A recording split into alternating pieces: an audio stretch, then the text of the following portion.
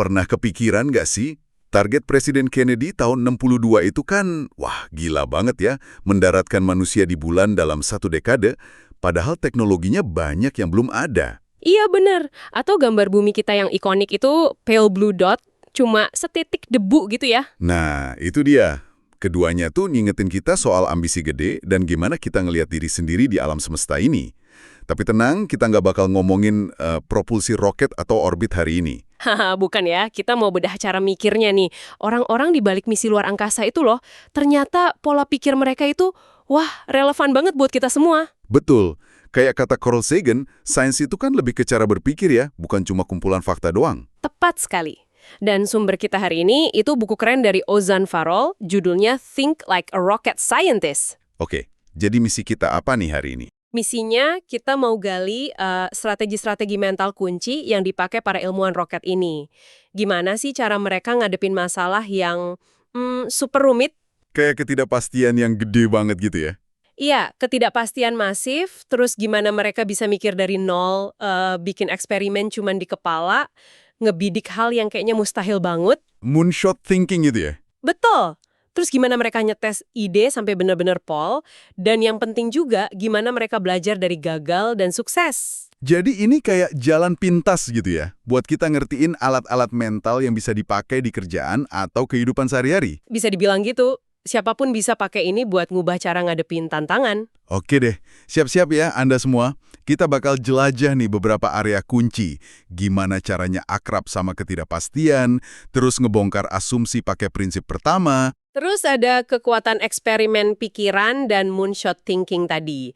Pentingnya nanya pertanyaan yang benar, gimana ngetes ide biar kayak kondisi asli.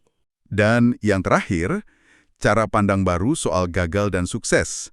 Yuk, kita mulai aja ya. Langsung aja, ketidakpastian dulu nih. Kan secara naluri kita manusia itu selalu nyari kepastian ya. Pengennya semua jelas gitu. Iya juga sih. Contohnya lucu juga tuh. Insinyur NASA yang logis banget, pas momen kritis malah makan kacang keberuntungan. Iya kan? Itu nunjukin betapa dalamnya kita butuh rasa pasti. Walaupun kadang ya cuma ilusi aja. Ada contoh menarik lagi soal ini. Kasus meteorit Mars ALH 84001 dulu itu. Ingat nggak? Oh iya, yang katanya ada fosil bakteri itu ya, heboh banget dulu. Nah, itu dia. Publik sama media kayak nuntut jawaban pasti. Ada kehidupan di Mars apa enggak? Padahal, sampai sekarang aja kan masih ambigu ya. Bener banget, itu jebakan klasik sih. Maksa sesuatu jadi pasti, padahal emang dasarnya belum jelas. Tapi, kalau kita nyaman sama ketidakpastian, apa artinya kita pasrah aja gitu? Justru enggak, malah sebaliknya. Ilmuwan kayak Steve Squyres yang di misi Mars Rover itu, ngelihat ketidakpastian itu malah jadi daya tarik utamanya. Oh ya? Gimana tuh? Sensasinya itu loh, kayak ngisi titik kosong di peta. Ngelihat sesuatu yang belum pernah dilihat orang lain. Disitulah katanya, kemajuan terjadi. Justru di area abu-abu itu. Menarik. Tapi ada paradoksnya juga ya, kayak Einstein. Nah, itu dia. Waktu muda, Einstein kan nyaman banget sama misteri. Lahirlah teori relativitas. Tapi pas udah tua, dia agak terobsesi sama teori segalanya, nyari kepastian absolut. Malah jadi agak ngehambat dia nemuin terobosan baru lagi. Oke, jadi pesan intinya buat kita apa nih? Buat Anda yang dengerin, Intinya, ketidakpastian itu bukan musuh. Anggap aja kayak, arena bermain buat inovasi. Jangan lari, tapi coba dikelola. gimana cara ngelolanya? Ada tipsnya nggak dari Farol? Ada beberapa nih. Pertama, coba deh tulis ketakutan Anda apa aja. Ini kayak ngubah unknown unknowns jadi known unknowns. Jadi lebih jelas gitu apa yang ditakutin. Kayak kata Yoda, sebutkan ketakutanmu. Oke, ditulis. Terus apa lagi? Kedua, bangun redundansi. Simpelnya punya rencana cadangan, kayak ban serep di mobil lah. Atau sistem pendukung. Sip. Ketiga, Ketiga, pakai margin keamanan. Bangun sesuatu tuh lebih kuat dikit dari kebutuhan minimal. Siapin buffer lah. Ini bukan boros ya, tapi investasi buat ketahanan. analoginya kayak main ciluk bag gitu ya? Awalnya bayi kaget, tapi lama-lama dia belajar polanya. Nah, persis. Pengetahuan sama persiapan itu bikin ketidakpastian jadi lebih bisa dihadapi. Bukan dihilangin total sih, tapi lebih manageable. Oke, jadi intinya Berani aja melangkah walau petanya belum lengkap 100%. Ketidakpastian itu malah jadi pintu ke penemuan baru. Sip. Nah, dari nerima ketidakpastian, terus gimana kita bertindak di dalamnya ya? Kayaknya di sini nih berpikir dari prinsip pertama atau first principles thinking jadi penting ya? Penting banget. Ini bukan soal, nambahin dikit-dikit atau niru cara orang lain aja. Terus gimana dong?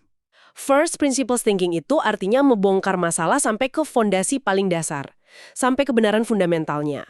Terus baru bangun solusi dari situ. Kita jadi mempertanyakan asumsi-asumsi dasar yang sering kita anggap remeh atau terima gitu aja. Kedengarannya bagus, tapi kok kayaknya susah ya? Apa sih yang bikin susah? Seringnya justru pengetahuan kita sendiri yang jadi jebakan. Kita kejebak sama, dari dulu juga gini caranya. Contohnya ada? Ada banget. Contoh klasik nih, lebar pendorong roket Space Shuttle itu ternyata, warisan dari lebar rel kereta api, yang mana diturunin lagi dari lebar jalan zaman Romawi kuno. Kebayang nggak? Serius? Gara-gara jalan Romawi? Iya. Atau keyboard QWERTY yang kita pakai sekarang. Itu kan sengaja didesain buat memperlambat ketikan di zaman mesin tik dulu biar nggak macet. Keterusan sampai sekarang. Wah, ya juga ya. Jadi kita kejebak sama warisan gitu. Betul. Hambatan lain bisa juga kepentingan pribadi yang pengennya ya gitu-gitu aja. Atau proses lama yang udah usang tapi malah dianggap tujuan akhir. Jeff Bezos pernah nanya tuh, kita yang punya proses atau proses yang punya kita? Proses kan cuma alat ya. Oke. Nah, contoh paling keren soal first principles ini katanya Elon Musk sama SpaceX ya. Nah, iya, itu contoh paling sering disebut. Legendaris soal harga roket. Gimana tuh ceritanya dia ngebongkar asumsi harga roket mahal? Jadi waktu semua orang bilang roket itu ya pasti mahal banget, Musk nanya simple, roket itu dibikin dari apa sih? Bahan dasarnya apa? Dia hitung tuh harga aluminium, titanium, tembaga di pasar biasa. Terus hasilnya? Hasilnya kadet. Ternyata, biaya bahan mentahnya itu cuma sekitar 2% dari harga jual roket waktu itu. Wow, jauh banget ya. Banget. Ini langsung ngebuka mata kalau biaya produksi itu bisa ditekan gila-gilaan. Asal berani aja ngebongkar asumsi kalau harus pakai komponen khusus luar angkasa super mahal. Dan akhirnya SpaceX pakai komponen dari industri lain ya. Kayak kait pintu toilet atau komputer ATM gitu? Selama speknya masuk, kenapa enggak? Mereka juga pilih desain mesin pintle yang katanya lebih simpel tapi andal. Target nekan biaya 10x lipat jadi kecapek kan? Gila sih. Intinya bukan soal roketnya ya, tapi berani ngebongkar asumsinya itu. Coba deh, Anda yang dengerin, pikirin deh, asumsi mahal atau nggak mungkin apa di kerjaan atau hidup Anda yang sebenarnya bisa dibongkar kalau dilihat bahan dasarnya. Nah, pertanyaannya, gimana cara kita nerapin ini? Ada latihannya gak? Ada nggak ya? Ada. Salah satunya latihan mental namanya Kill the Company. Pura-puranya nih, Anda itu pesaing yang mau hancurin bisnis atau proyek Anda sendiri. Celah terbesarnya di mana? Ini maksa kita ngelihat dari luar. Wah, menarik juga idenya. Ada lagi? Bisa juga pakai prinsip Occam's Razor. Sederhananya, solusi paling simpel itu seringnya yang terbaik. Fokus ke intinya, kurangin ribetnya. Tapi ya, hati-hati juga. Jangan sampai terlalu simpel, malah jadi ngorbanin fungsi penting. Cari simpel, tapi tetap kritis. Oke, jadi pesannya jangan cuma jadi cover band lah ya. Berani lakuin kerja keras buat ngebongkar masalah sampai akarnya. Biar bisa bikin sesuatu yang baru dan original. Kurangin, jangan cuma nambahin. Betul. Nah, ini kan ngarah ke ide-ide baru yang mungkin radikal ya. Terus, gimana cara kita munculin dan nguji ide-ide kayak gitu? Kayaknya ini masuk kekuatan eksperimen pikiran sama moonshot thinking nih. Eksperimen pikiran? Maksudnya gimana tuh? Atau gadangkan eksperimen, kalau kata Einstein, ini kayak laboratorium tapi di dalam kepala kita aja. Einstein ngebayangin ngejar cahaya, Galileo ngebayangin benda jatuh, Schrödinger sama kucingnya yang terkenal itu. Oh, jadi kayak simulasi di otak gitu ya? Iya, cara ngeksplorasi ide tanpa perlu bangun apa-apa dulu, murah meriah tapi kuat banget buat inovasi. Tapi bukannya ide bagus itu seringnya datang pas kita lagi nggak mikir keras ya? Kayak pas lagi mandi atau jalan-jalan gitu? Nah, bener banget. Buku ini juga nekenin pentingnya bosen dan waktu luang. Ternyata kreativitas itu butuh ruang loh. Justru kalau jadwal padat banget malah bisa ngebunuh ide ya? Iya, ada studi lucu malah. Katanya orang lebih milih disetrum ringan daripada diem nggak ngapa-ngapain 15 menit. Padahal momen aha itu seringnya muncul pas lagi santai. Newton pas lagi libur kuliah karena wabah, penemu solusi cacat Hubble pas lagi mandi, Einstein pas main biola. Jadi kita harus sengaja jadwalin waktu kosong gitu ya, biar pikiran bisa ngelantur. Sangat disarankan. Selain waktu luang, ada juga konsep permainan kombinasi. Apalagi tuh? Itu soal nyambung-nyambungin ide dari bidang yang kayaknya nggak ada hubungannya sama sekali. Contohnya, Kayak Darwin yang gabungin ide geologi sama ekonomi buat teori evolusi. Google pakai ide sitasi akademik buat ngerangking halaman web. Netflix katanya terinspirasi langganan gym buat model bisnisnya. wah, iya juga ya. Jadi penting banget punya wawasan dari macam-macam bidang gitu. Keragaman kognitif. Penting banget.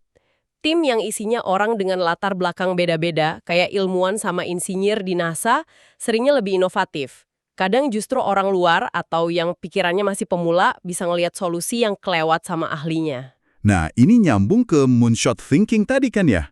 Ngebidik target yang bukan cuma naik 10%, tapi 10 kali lipat lebih bagus atau malah lebih gila lagi. Kayak target ke bulannya JFK atau SpaceX yang mau ke Mars itu. Kenapa sih ini penting? Bukannya lebih realistis kalau targetnya kecil-kecil aja? Justru target 10x atau lebih itu maksa kita keluar dari cara mikir lama yang cuma nambah dikit-dikit. Nggak bisa mencapai lompatan segitu gede pakai cara biasa. Ini benar-benar nyulut inovasi radikal. Dan menariknya, katanya kompetisinya malah lebih sedikit ya kalau ngejar target gila gitu. Iya, karena nggak banyak yang berani nyoba. Hambatan terbesarnya tuh seringnya di kepala kita sendiri. Mental block, mana mungkin bisa. Oke, terus gimana strateginya? Biar moonshot ini nggak cuma jadi mimpi. Pertama, prosesnya. Berpikir divergen dulu, baru konvergen. Artinya, keluarin ide sebanyak-banyaknya dulu, sebebas mungkin, seaneh apapun, jangan disensor. Udah banyak, baru deh disaring, dievaluasi, mana yang paling mungkin jalan. Jadi ngide liar dulu, baru realistis gitu ya? Kira-kira gitu. Kedua, bisa pakai backcasting. Ini kerja mundur. Dari visi akhir yang kita mau. Bayangin suksesnya kayak apa, terus tarik mundur langkah-langkah apa aja yang perlu dilakuin buat nyampe sana. Oke. Ketiga, Prinsip monkey first. Maksudnya, kerjain bagian yang paling susah atau paling beresiko duluan. Jangan udah capek-capek bangun panggung megah, ternyata monyetnya nggak bisa dilatih ngomong Shakespeare. hahaha, analogi bagus.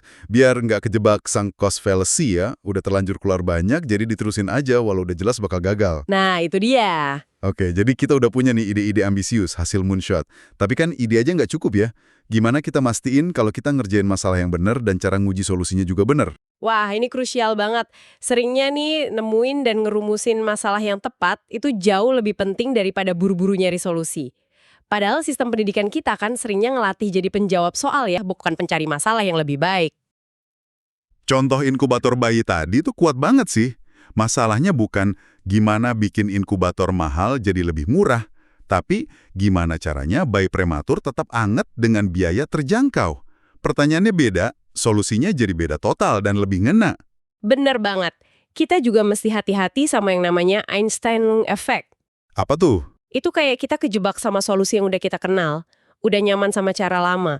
Kayak pemain catur ahli yang kadang malah nggak ngeliat langkah brilian karena udah terpaku sama pola yang biasa dia pakai.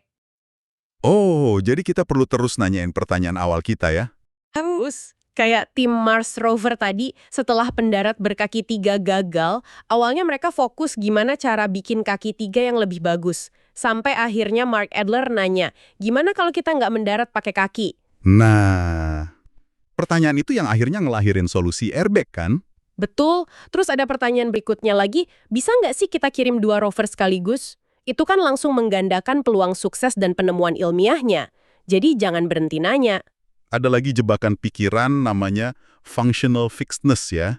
Ngelihat barang cuma dari fungsi umumnya aja. Iya, kayak di tes lilin Dunker itu susah ngelihat kotak paku payung bisa jadi alas lilin. Di bisnis atau inovasi gimana ngatasinya? Gimana tuh? Coba pisahin bentuk dari fungsinya. Contohnya Amazon. Mereka punya infrastruktur server gede. Itu bentuknya. Awalnya fungsinya cuma buat nyupas toko online mereka. Tapi mereka mikir ulang. Ini kan kapasitas komputasi, bentuk. Fungsinya bisa apa lagi ya? Oh, bisa dijual sebagai layanan. Lahirlah AWS, Amazon Web Services. Wah keren. Mikir ulang fungsi aset yang udah ada bisa buka peluang baru ya. Oke, nah setelah punya ide, prototype, Gimana cara ngujinya ala ilmuwan roket? Prinsip utamanya tadi, test as you fly, fly as you test. Uji itu harus semirip mungkin sama kondisi nyata pas nanti dipakai. Contohnya? NASA nguji airbag buat Mars ya, di ruang vakum dengan suhu kayak di Mars. Mereka latihan buat jalan di luar angkasa, ya di kolam gede yang nyimulasiin kondisi tanpa bobot. Beda banget ya sama misalnya kasus website healthcare.gov di US dulu yang langsung ambruk pas launching karena nggak diuji dengan beban pengguna sebanyak itu. Nah itu contoh kontrasnya. Prinsip pengujian ini berlaku luas banget kok. Kayak komedian ngetes materi lawakan di klub kecil dulu sebelum tampil di acara gede. Atau perusahaan riset pasar yang ngamatin perilaku orang langsung bukan cuma nanya lewat survei. Iya bener juga. Tapi katanya hati-hati juga sama observer effect ya. Pengamatan kita malah bisa ngubah perilaku orang yang diamati. Betul. Kayak fokus grup yang katanya nggak suka episode awal Seinfeld, padahal pas tayang sukses besar. Atau kuda Clever Hands yang pintar itu. Solusinya bisa pakai uji coba tersamar. Tim Ferriss dulu ngetes judul buku mana yang paling menarik pakai iklan Google Ads. Oke, dan yang penting juga, ujinya harus berlapis ya. Nggak cuma komponennya aja, tapi pas udah jadi sistem utuh. Harus. Tragedi teleskop Hubble itu pelajaran mahal banget. Cerminnya dibuat super presisi, tapi ternyata cacat gara-gara alat pengujinya salah setting pas ngetes cermin itu. Komponen bagus, tapi sistem pengujiannya gagal. Jadi harus uji subkomponen, terus uji sistem keseluruhan, termasuk gimana interaksi manusianya. Wah, kompleks ya. Pengujian dan kemungkinan gagal ini ngebawa kita ke topik terakhir nih. Gimana sih ilmuwan roket ngelihat kegagalan dan kesuksesan? Kita kan seringnya takut banget ya sama gagal. Slogannya aja, failure is not an option. Nah, justru di dunia inovasi, apalagi yang risikonya tinggi kayak keluar angkasa, kegagalan itu bukan opsi, tapi bagian yang nggak bisa dihindari dari proses belajar. Kata Elon Musk, kalau nggak ada yang gagal, berarti Anda kurang cukup berinovasi. Tapi kan ada juga mantra fail fast ala Silicon Valley. Itu gimana? Nah, itu juga perlu hati-hati. Fail fast bisa jadi cuma gagal doang, tanpa belajar apa-apa, itu sia-sia. Studi juga nunjukin katanya pengalaman gagal itu nggak otomatis bikin orang jadi lebih sukses di percobaan berikutnya ya. Kenapa tuh? Karena kita, sebagai manusia, cenderungnya nyangkal atau nyalahin faktor luar, atau nggak benar-benar ngebedah akar masalahnya kenapa kita gagal. Kuncinya itu di kemauan buat menganalisis kegagalan secara jujur dan sistematis. Kayak Steve Squires yang nyimpen proposal misi Mars-nya yang gagal buat dipelajarin lagi ya? Betul, atau kisah Falcon 1-nya SpaceX. Butuh 4 kali percobaan kan?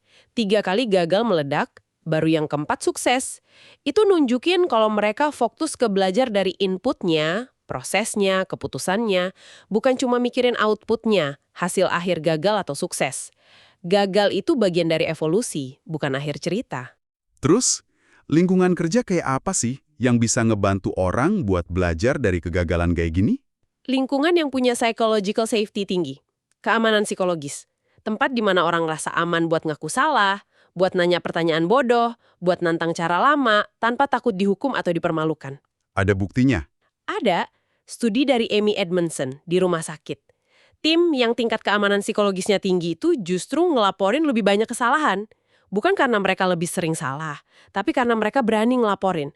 Dan hasilnya, mereka belajar lebih cepat dan kinerjanya malah lebih bagus dalam jangka panjang.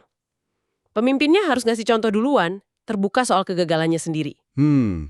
Menarik banget. Tapi gimana dong sama kesuksesan? Itu kan tujuan akhirnya. Justru itu dia. Kesuksesan bisa jadi guru yang buruk, kata Bill Gates. Sukses itu bisa nipu, bikin kita terlena, jadi nggak waspada lagi sama tanda-tanda bahaya.